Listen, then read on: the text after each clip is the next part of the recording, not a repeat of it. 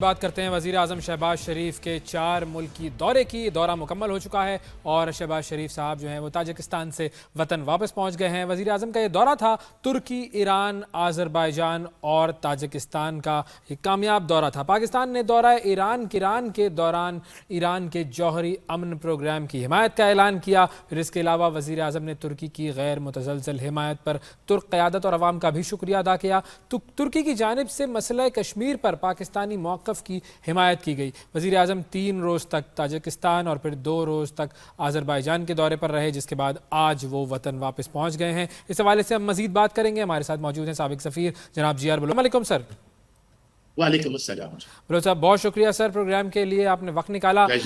سب سے پہلے تو میں چاہوں گا کہ آپ اس حوالے سے اپنی رائے فراہم کریں کہ یہ جو 4 ملکی دورہ تھا، کتنی سگنیفیکنس ہے اس دورے کی، خاص طور پر اس وقت جب پاکستان نے اس خطے میں اپنی جو ایک دھاک ہے وہ بٹھا دیا ہے اور دنیا کو یہ بتا دیا ہے کہ اس خطے میں اگر بھارت جو ہے وہ سپر پاور بننے کا خواب دیکھ رہا ہے، اور ایک طریقے سے سپر پاور کیا، میں تو کہوں گا کہ ایک بدماش بننے کا خواب دیکھ رہا ہے، تو وہ خواب کبھی پورا نہیں ہو سکتا۔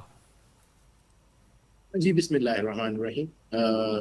بہت سارا شکر ہے خدا کا کہ دشمن نے وار کیا، لیکن اللہ تعالیٰ نے جو کچھ ہمارے لیے لکھا تھا وہ شاید اس کو پتہ نہیں تھا، اس کے فکر میں نہیں تھا۔ ایک فتح مبین ملی، ایک عزت ملی، وقار ملا، اور پھر اس کو اگر میں مزید ٹرانسلیٹ کروں ٹیکنیکل ٹرمز کے، ایک نیا بیلنس آف پاور جو ہے وہ ساؤتھ ایشیا میں جو ہے وہ ایوالو اسٹیبلش ہوا۔ پاکستان ایک مڈ پاور کے اسٹیٹس سے global mid power, military power, diplomatic power, political power کے طور پہ، کنٹری کے طور پہ ابھرا ہے۔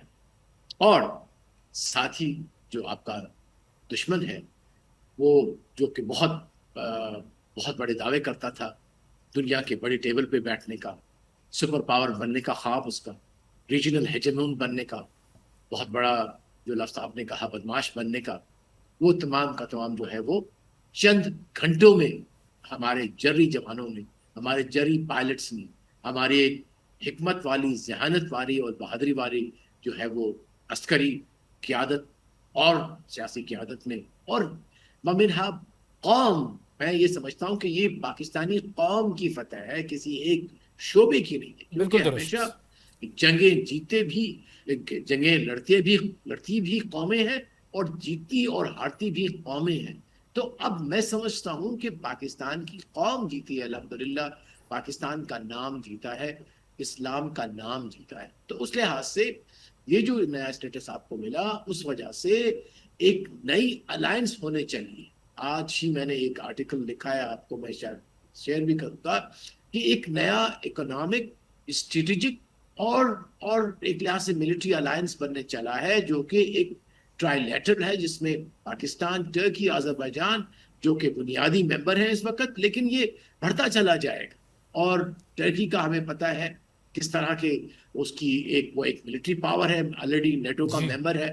پاکستان ایک نیوکلیئر پاور ہے، ایک اسلامک پاور ہے۔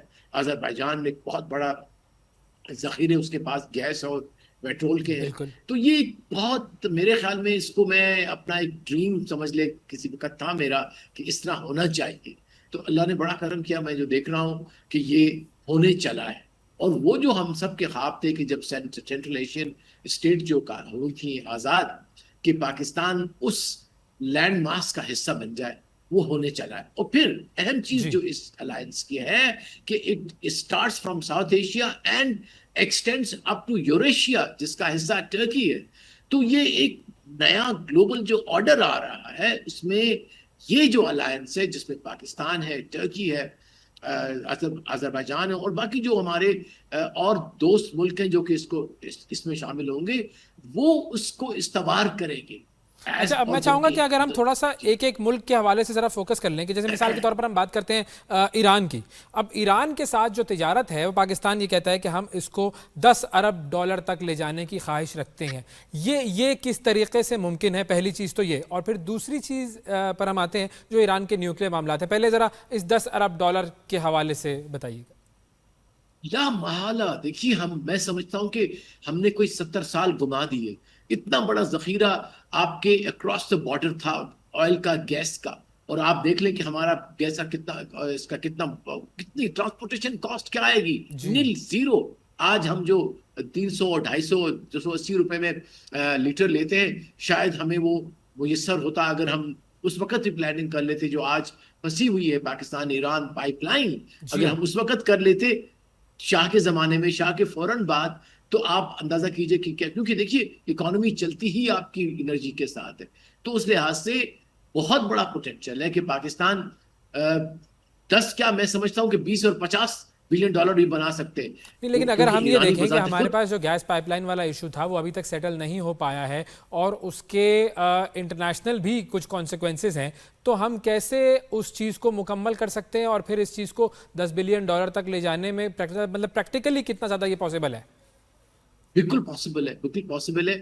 اور جہاں تک انٹرنیشنل سینکشنز ہیں ایران کے اوپر، سمپل الفاظ میں یس دے آر دیئر، لیکن اس کے لیے ایگزمپشنز ہوتی ہیں. جس طرح دیکھیے کہ رشیا کے اوپر سینکشنز تھی، انڈیا سب سے بڑا انفیکٹ آئل ایکسپورٹنگ کنٹری بن گیا انٹرسٹنگلی، جبکہ خود وہ امپورٹ کرتا ہے. تو وہ پھر ہمیں اس کے لیے کوئی وایا میڈیا لینا پڑے گا. اور اب ہمارے اور اس پائپ لائن کو ہمارے پاکستان تک آنے میں صرف میرے خیال کوئی 50 یا 60 70 کلومیٹر کا راستہ رہ گیا، جو کہ not a very big investment. تو مجھے بہت لیکن توقع وہ ہے ہو کہ نہیں جیسے رہی، ہی کافی عرصہ ہے جس کی امریکہ. وجہ سے وہ اٹکی ہوئی ہے. جی مطلب بالکل. جی ہاں، جی بالکل. دیکھیے اس میں کہ ایران اور امریکہ کی بات چیت چل رہی ہے جو نیوکلیئر ڈیل کے اوپر، اور میرے خیال ہے جو ابھی آ رہی ہیں خبریں، اس میں امریکہ از انٹرسٹڈ، ایران بہت آگے چلا گیا ہے اپنے اس نیگوسیشنز کے اندر. تو بہت بڑا فیڈ بیک یہی ہے کہ یہ ڈیل ہو جائے گی، لیکن اس اور میں اس آپ کو پوری بتاتا چلوں صورتحال میں آپ کو. ہم نے جو یہ بیان دیا ہے کہ ہم ایران کے نیوکلیئر پروگرام کی حمایت کرتے ہیں، اس کا کیا امپیکٹ ہوگا؟ دیکھیے نیوکلیئر پروگرام، ہر پروگرام جو ہے وہ کوئی جنگ کرنے کے لیے نہیں ہوتا. بالکل. جب نیوکلیئر کی بات کرتے ہیں تو وہ ایک امن کی بات کرتے ہیں. نیوکلیئر پروگرام کرتے ہیں ہم انرجی کے لیے کرتے ہیں.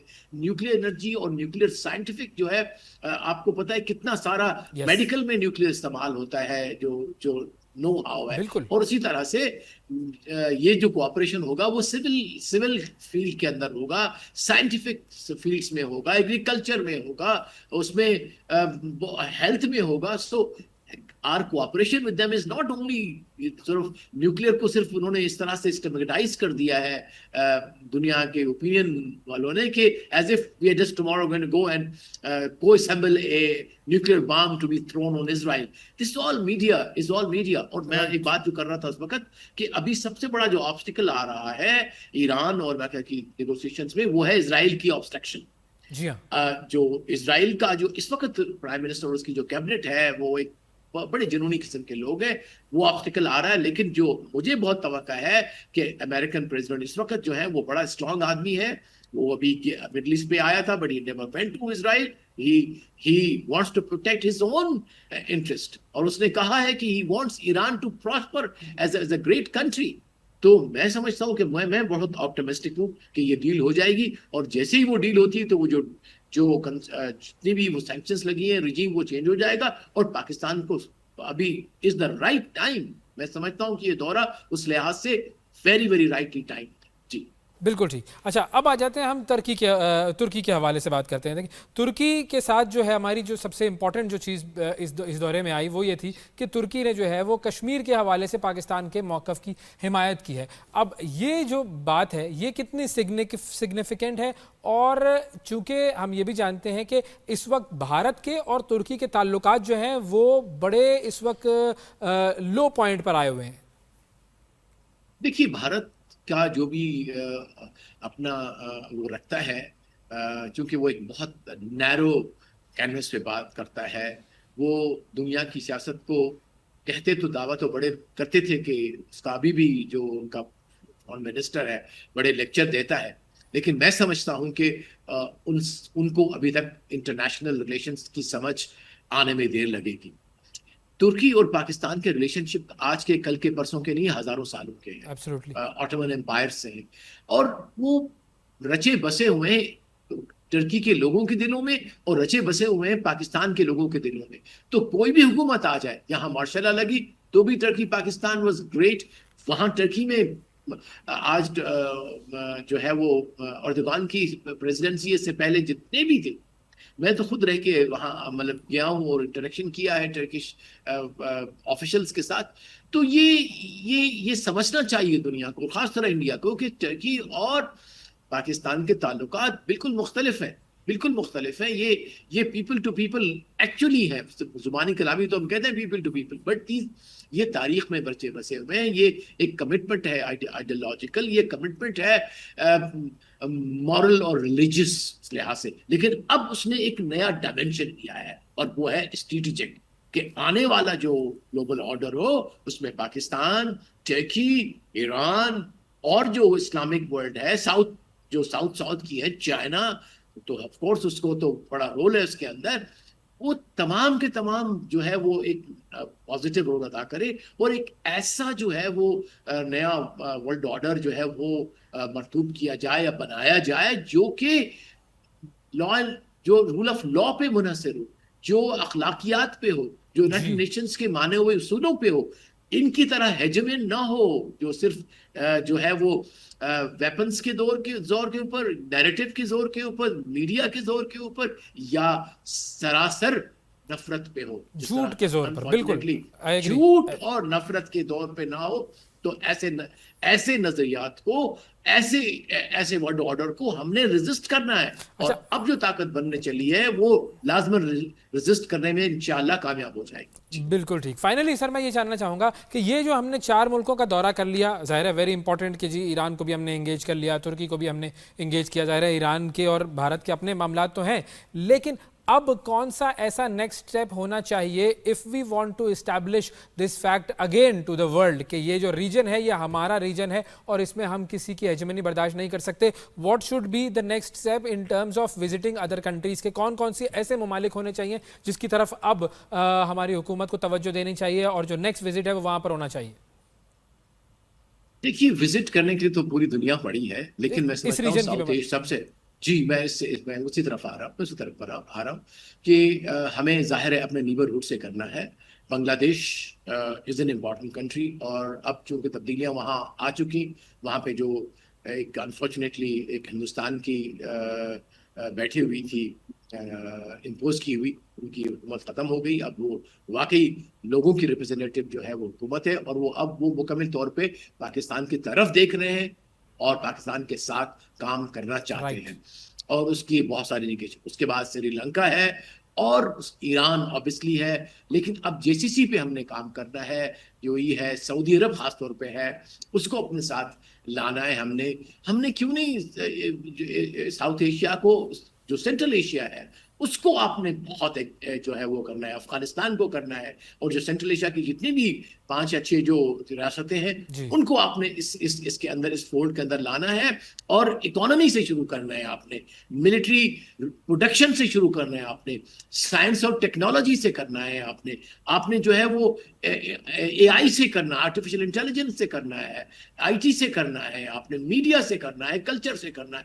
This is a huge canvas that we can work on, but the time has come, the time is right, let's do it as the nation and as a very ummah, important inshallah. the time has come کہ ہم دنیا کو بتا سکیں کہ ہم اس خطے کے حوالے سے پازیٹیو کام کرنے والا ملک ہے. بہت شکریہ ادا کریں گے. جی آر بلوچ ہمارے ساتھ موجود تھے، سابق سفیر. اہم گفتگو ہوئی.